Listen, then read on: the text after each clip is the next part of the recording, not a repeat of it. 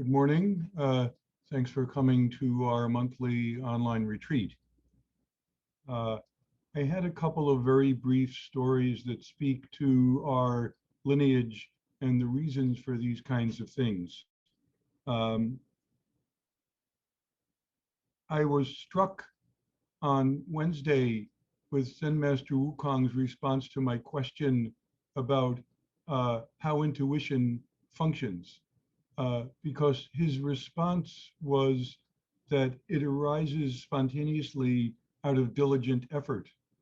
So that's very interesting. That's a practice, truth, and experience uh, response, not a consciousness response.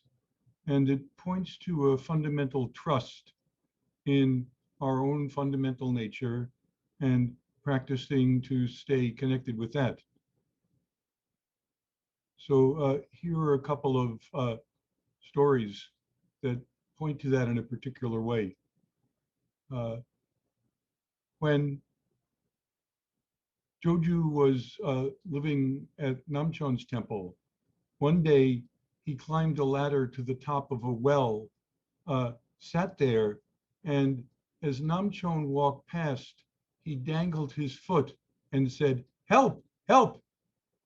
Then Namchon climbed the ladder, struck Joju, and said, "One, two, three, four, five." He then descended the ladder, and Joju also descended the ladder. And later in the day, went in a very dignified manner to Namchon's room, bowed and said, "Thank you for saving us both."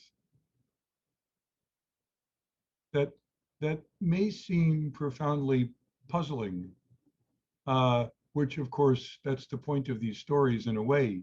But there's another point about intuition, connection, relationship, and everyday life. Many years ago, when I was living in North Carolina, my clinic had a special group for children who hadn't been able to remain in preschool classes.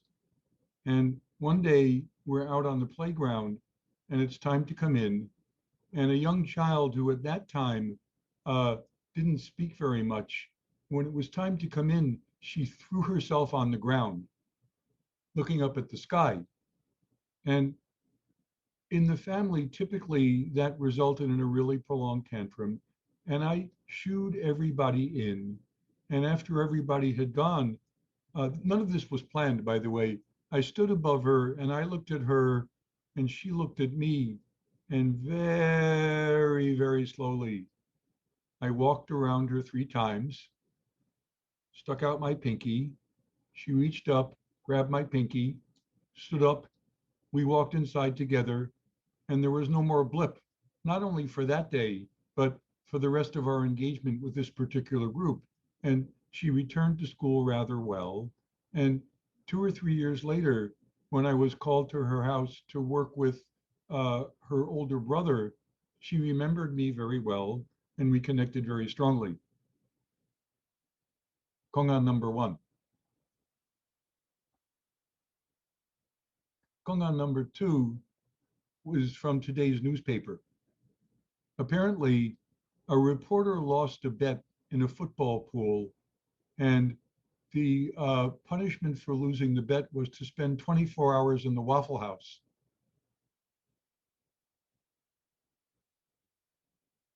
And there was a stipulation that they would take an hour off for every waffle he ate. So he settled in, got his whatever belongings he had with him, and ordered 2 waffles. And over the course of the 24 hours, ordered 7 more. And therefore, he was able to get out after 15 hours instead of 24 hours. And he said, that was quite an experience, but I'll never do it again. And I'll probably never eat another waffle.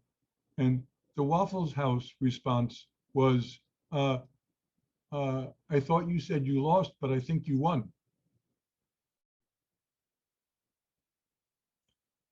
So consider Hyang Om said, this matter of Zen is like hanging from a branch by your teeth.